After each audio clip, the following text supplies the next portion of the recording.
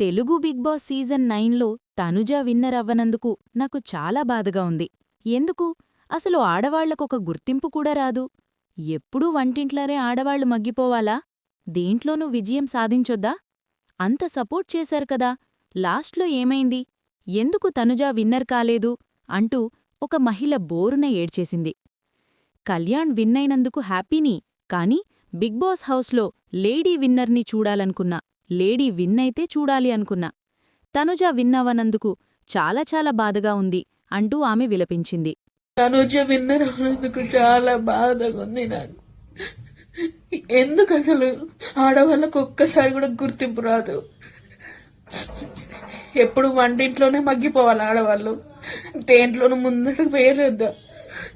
దేంట్లో విజయం సాధించొద్దా?